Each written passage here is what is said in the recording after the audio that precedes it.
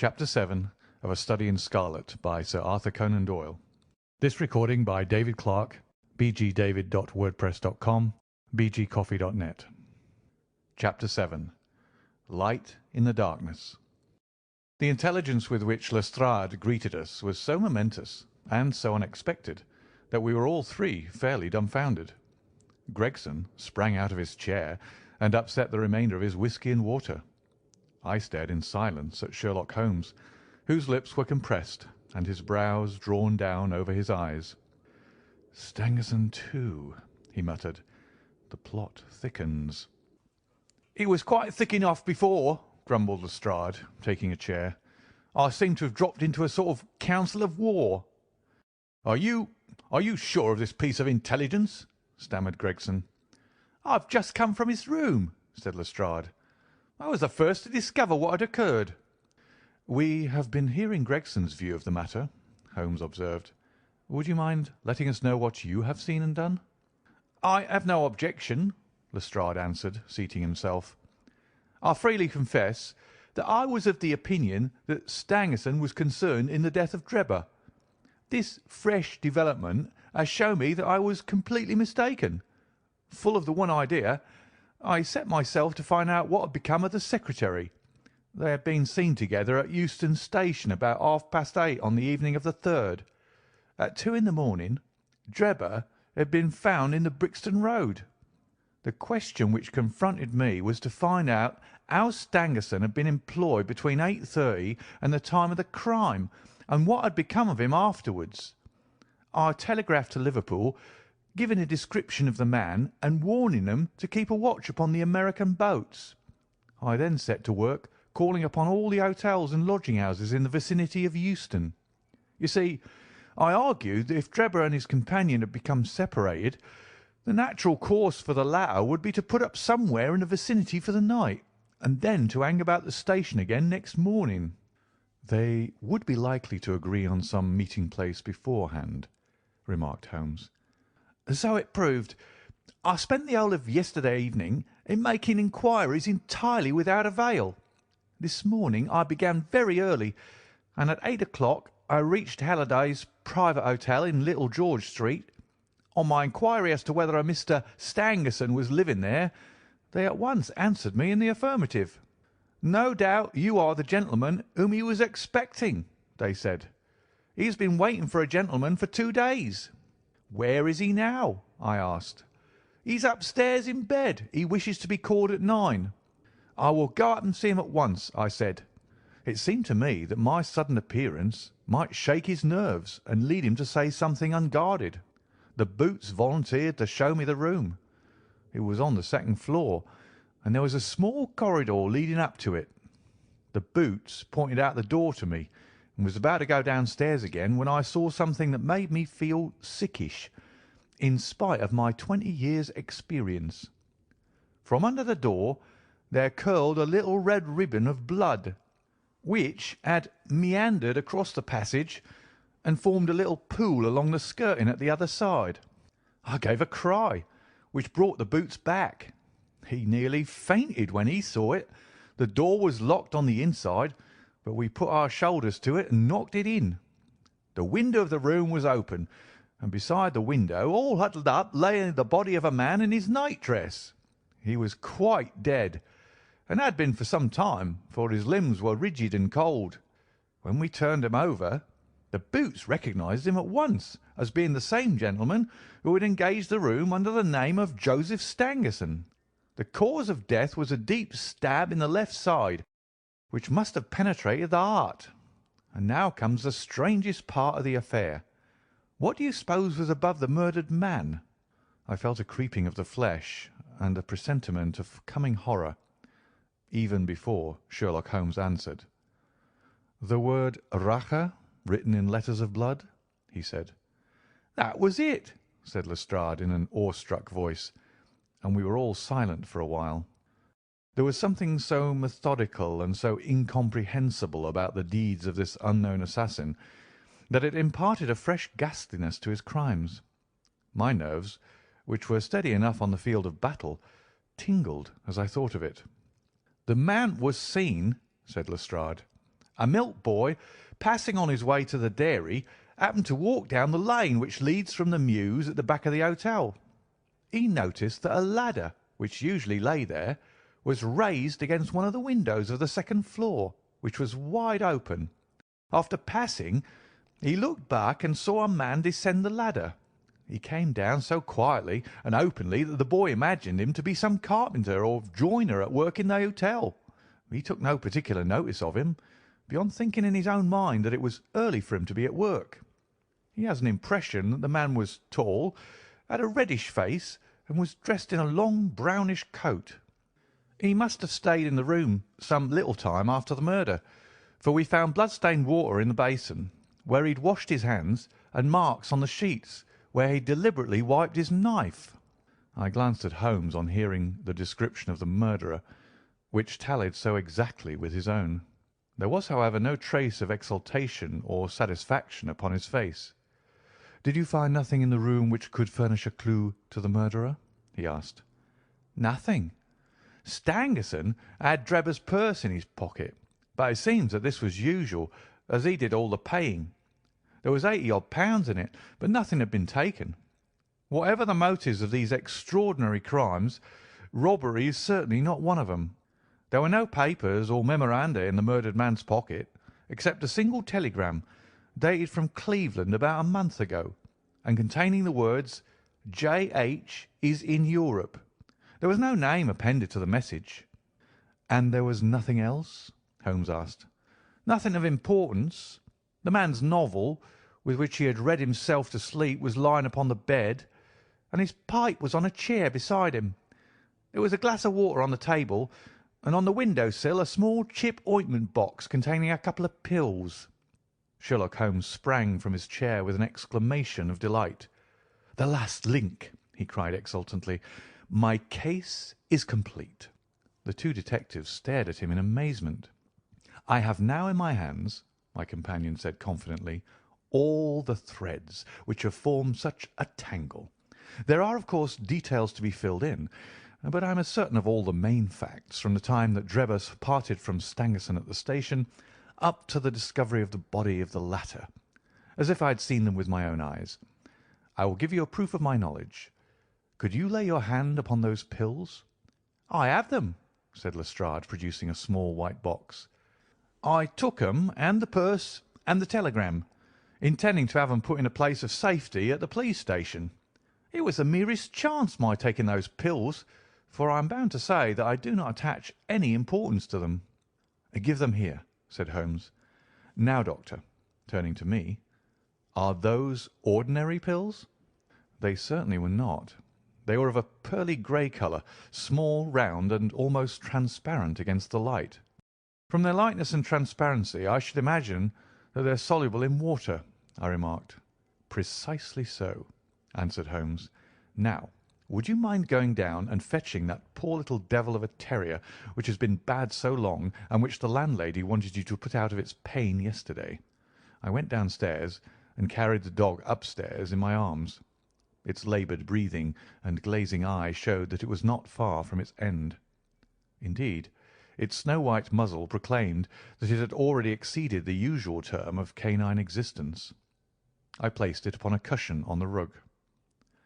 "I will now cut one of these pills in two," said Holmes, and drawing his penknife, he suited the action to the word. "One half we return into the box for future purposes. The other half I will place in this wine-glass, in which is a teaspoonful of water. You perceive that our friend the doctor is right, and that it readily dissolves." "This may be very interesting," said Lestrade in the injured tone of one who suspects that he is being laughed at. "I cannot see, however, what it has to do with the death of Mr. Joseph Stangerson." "Patience, my friend, patience.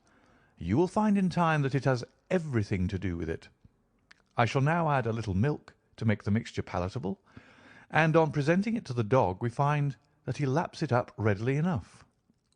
As he spoke, he turned the contents of the wine-glass into a saucer and placed it in front of the terrier, who speedily licked it dry. Sherlock Holmes' earnest demeanour had so far convinced us that we all sat in silence, watching the animal intently, and expecting some startling effect. None such appeared, however. The dog continued to lie stretched upon the cushion, breathing in a laboured way, but apparently neither the better nor the worse for its draught. Holmes had taken out his watch, and as minute followed minute without result, an expression of the utmost chagrin and disappointment appeared upon his features. He gnawed his lip, drummed his fingers upon the table, and showed every other symptom of acute impatience. So great was his emotion that I felt sincerely sorry for him, while the two detectives smiled derisively, by no means displeased at this check which he had met. "It can't be a coincidence," he cried at last, springing from his chair and pacing wildly up and down the room. "It is impossible that it should be a mere coincidence. The very pills which I suspected in the case of Drebber are actually found after the death of Stangerson. And yet they are inert. What can it mean? Surely my whole chain of reasoning cannot have been false. It is impossible. And yet this wretched dog is none the worse. Ah, I have it! I have it!" With a perfect shriek of delight, he rushed to the box, cut the other pill in two, dissolved it, added milk, and presented it to the terrier. The unfortunate creature's tongue seemed hardly to have been moistened in it before it gave a convulsive shiver in every limb, and lay as rigid and lifeless as if it had been struck by lightning. Sherlock Holmes drew a long breath and wiped the perspiration from his forehead. "I should have more faith," he said. "I ought to know by this time that when a fact appears to be opposed to a long train of deductions, it invariably proves to be capable of bearing some other interpretation. Of the two pills in that box, one was of the most deadly poison, and the other was entirely harmless. I ought to have known that before I ever saw the box at all." This last statement appeared to me to be so startling that I could hardly believe that he was in his sober senses. There was the dead dog, however, to prove that his conjectures had been correct. It seemed to me that the mists in my own mind were gradually clearing away, and I began to have a dim, vague perception of the truth. "All this seems strange to you," continued Holmes, "because you failed at the beginning of the inquiry to grasp the importance of the single real clue which was presented to you. I had the good fortune to seize upon that, and everything which has occurred since then has served to confirm my original supposition, and, indeed, was the logical sequence of it. Hence, things which have perplexed you and made the case more obscure have served to enlighten me and to strengthen my conclusions. It is a mistake to confound strangeness with mystery. The most commonplace crime is often the most mysterious, because it presents no new or special features from which deductions may be drawn. This murder would have been infinitely more difficult to unravel had the body of the victim been simply found lying in the roadway, without any of these outrés and sensational accompaniments which have rendered it remarkable. These strange details, far from making the case more difficult, have really had the effect of making it less so." Mr. Gregson, who had listened to this address with considerable impatience, could contain himself no longer. "Look here, Mr. Sherlock Holmes," he said, "we're all ready to acknowledge that you are a smart man, and that you have your own methods of working. We want something more than theory and preaching now, though. It's a case of taking the man. I have made my case out, and it seems I was wrong. Young Charpentier could not have been engaged in this second affair. Lestrade went after his man, Stangerson, and it appears that he was wrong too. You've thrown out hints here and hints there, and seem to know more than we do. But the time has come when we feel that we have a right to ask you straight out how much you do know of the business. Can you name the man who did it?" "I cannot help feeling that Gregson is right, sir," remarked Lestrade. "We have both tried, and we both failed. You have remarked more than once since I have been in the room that you had all the evidence which you require. Surely you will not withhold it any longer?" "Any delay in arresting the assassin," I observed, "might give him time to perpetrate some fresh atrocity." Thus pressed by us all, Holmes showed signs of irresolution. He continued to walk up and down the room with his head sunk on his chest and his brows drawn down, as was his habit when lost in thought. "There will be no more murders," he said at last, stopping abruptly and facing us. "You can put that consideration out of the question. You have asked me if I know the name of the assassin. I do. The mere knowing of his name is a small thing, however, compared with the power of laying our hands upon him. This I expect very shortly to do. I have good hopes of managing it through my own arrangements. But it is a thing which needs delicate handling, for we have a shrewd and desperate man to deal with, who is supported, as I have had occasion to prove, by another who is as clever as himself. As long as this man has no idea that anyone can have a clue, there is some chance of securing him. But if he had the slightest suspicion, he would change his name and vanish in an instant among the 4,000,000 inhabitants of this great city. Without meaning to hurt either of your feelings, I am bound to say that I consider these men to be more than a match for the official force, and that is why I have not asked your assistance. If I fail, I shall of course incur all the blame due to this omission, but that I am prepared for. At present I am ready to promise that the instant that I can communicate with you without endangering my own combinations, I shall do so." Gregson and Lestrade seemed to be far from satisfied by this assurance, or by the depreciating allusion to the detective police. The former had flushed up to the roots of his flaxen hair, while the other's beady eyes glistened with curiosity and resentment. Neither of them had time to speak, however, before there was a tap at the door, and the spokesman of the street Arabs, young Wiggins, introduced his insignificant and unsavoury person. "Please, sir," he said, touching his forelock, "I have the cab downstairs." "Good boy," said Holmes blandly. "Why don't you introduce this pattern at Scotland Yard?" he continued, taking a pair of steel handcuffs from a drawer. "See how beautifully the spring works. They fasten in an instant." "The old pattern is good enough," remarked Lestrade, "if we can only find the man to put them on." "Very good, very good," said Holmes, smiling. "The cabman may as well help me with my boxes. Just ask him to step up, Wiggins." I was surprised to find my companion speaking as though he were about to set out on a journey, since he had not said anything to me about it. There was a small portmanteau in the room, and this he pulled out and began to strap. He was busily engaged at it when the cabman entered the room. "Just give me a help with this buckle, cabman," he said, kneeling over his task and never turning his head. The fellow came forward with a somewhat sullen, defiant air, and put down his hands to assist. At that instant there was a sharp click, the jangling of metal, and Sherlock Holmes sprang to his feet again. "Gentlemen," he cried with flashing eyes, "let me introduce you to Mr. Jefferson Hope, the murderer of Enoch Drebber and of Joseph Stangerson." The whole thing occurred in a moment, so quickly that I had no time to realise it. I have a vivid recollection of that instant, of Holmes's triumphant expression and the ring of his voice, of the cabman's dazed, savage face as he glared at the glittering handcuffs, which had appeared as if by magic upon his wrists. For a second or two we might have been a group of statues. Then, with an inarticulate roar of fury, the prisoner wrenched himself free from Holmes's grasp and hurled himself through the window. Woodwork and glass gave way before him, but before he got quite through, Gregson, Lestrade, and Holmes sprang upon him like so many staghounds. He was dragged back into the room, and then commenced a terrific conflict. So powerful and so fierce was he that the four of us were shaken off again and again. He appeared to have the convulsive strength of a man in an epileptic fit.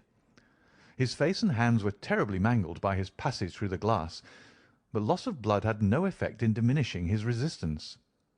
It was not until Lestrade succeeded in getting his hand inside his neckcloth and half strangling him that we made him realise that his struggles were of no avail. And even then we felt no security until we had pinioned his feet as well as his hands. That done, we rose to our feet, breathless and panting. "We have his cab," said Sherlock Holmes. "It will serve to take him to Scotland Yard. And now, gentlemen," he continued with a pleasant smile, "we have reached the end of our little mystery. You are very welcome to put any questions that you like to me now. and there is no danger that I will refuse to answer them. End of Chapter 7 and Part 1.